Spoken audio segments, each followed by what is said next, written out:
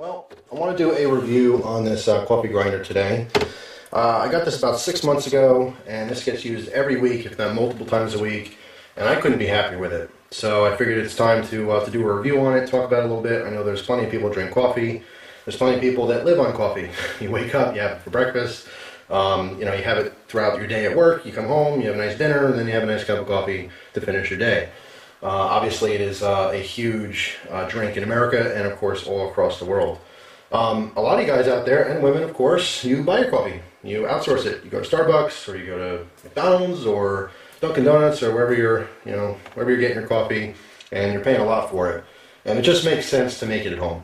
And there's no shame in going to get a quick cup of coffee somewhere you really like, but it is cheaper than you think to make it at home, and you can make it just as good, if not 100 times better. And I learned this many years ago.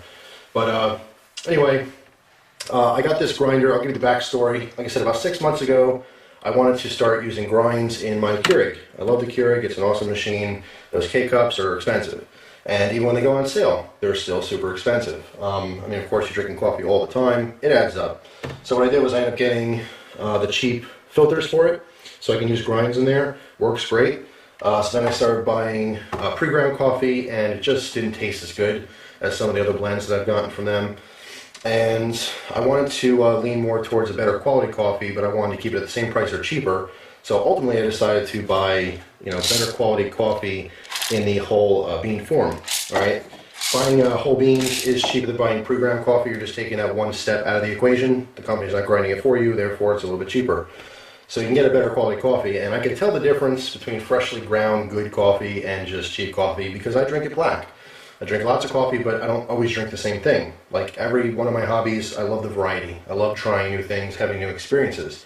So drinking coffee black, it's not masked with tons of sugar and cream or milk, so you can taste the difference between good, fresh ground quality coffee and just crap coffee. So anyway, I wanted to get a good grinder so that I could, obviously grind it fresh for my machines. And I also have a espresso machine, and I wanted something that's going to have the versatility of grinding, somewhat coarse and also extra fine. This is a Capresso Infinity Burr grinder. I know the company is really good. I've heard a lot of stuff from them. I haven't had any of their products personally, so I did a lot of research on it. This is kind of a mid-grade grinder. It's about $100. I know you can get it for $99.99 at wholelattelove.com. That's where I got this one from. I love that company. I've gotten multiple things from them. If you have any kind of coffee needs, they're the place to go.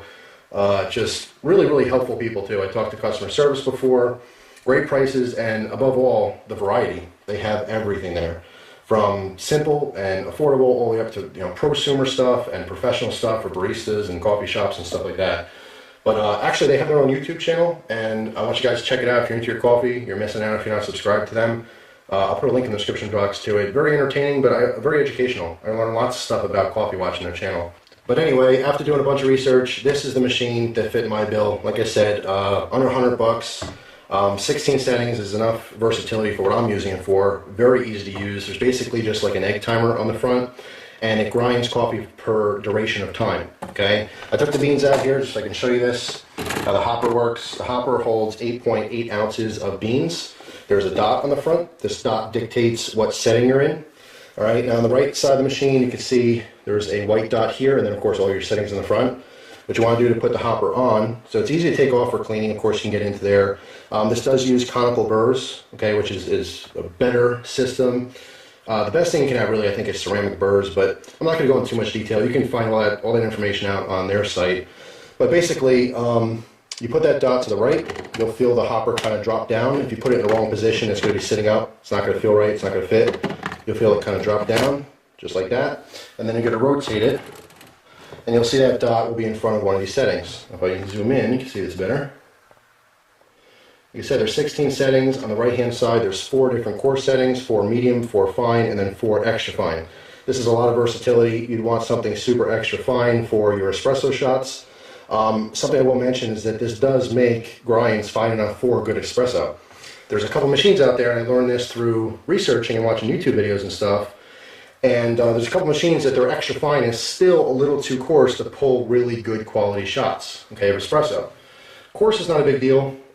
If you're using something like a French press, you want, kind of chunky beans, really extra coarse, you'll get that from this machine too. So it is enough versatility. Again, for under 100 bucks, this is probably the best option or the best route you can go for multiple applications. I usually leave it on the middle of medium for my Keurig machine, and that seems to be pretty good for me. So let me show you how it works. It's really simple. Let me back this up a little bit. All right, if I put this back farther, you can see the bottom here. This is the container that the grinds fall into. This holds 4 ounces of ground coffee. This machine does have a 100-watt motor, and it has a little bit of a slower grinding speed, which is really, really good for the coffee. Your enemy, while you're grinding, is heat. Of course, you need heat in the beans to make coffee, but when you're grinding the coffee, you don't want heat. You don't want to burn the beans. It will make the coffee very bitter. It'll ruin the flavor. So to use this, it's real simple. Just take the top off the hopper. So pour the beans in. Doesn't matter if you have a little handful, all the way up to the full 8.8 ounces. I have filled this up. Works just fine. Doesn't matter what how many beans are in there. Put the top back on, and then we're just going to rotate this dial. Now it's going to be a little bit noisy, so I'm not going to talk during this process. But basically, there's numbers from 1 to 10, and the higher the number, the longer duration. Okay, this is going to work just like an egg timer. It's going to click, click, click, click, click, click, all the way down to the bottom, and that'll dictate how much coffee you're going to get out of this. Now, if you're grinding, and let's say, I have enough coffee, but it's still going, at any point in time, you can rotate this hopper to this dislodging position, okay, and it'll shut off the grinder. The egg timer will continue, and I'll give you an example of this in a second. The egg timer will continue until it's at 0, but it'll stop the grinding, so you don't grind too much coffee. All right, so let's put this back on. Actually, you know what? Let me show you extra fine first. Let me give you an example of the grind. So I have it on the finest setting right now. We're going to put this to 2 or 3.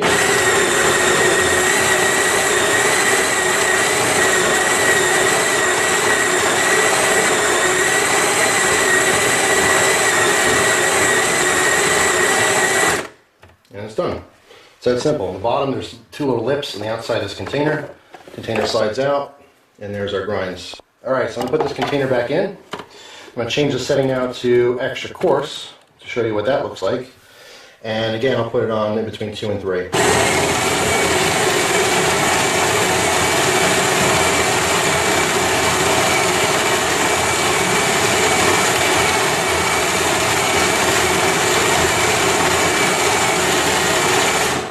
Okay, so you can see obviously the coarser the grind, the faster it's going to go through the coffee. And this would be good again for your French press.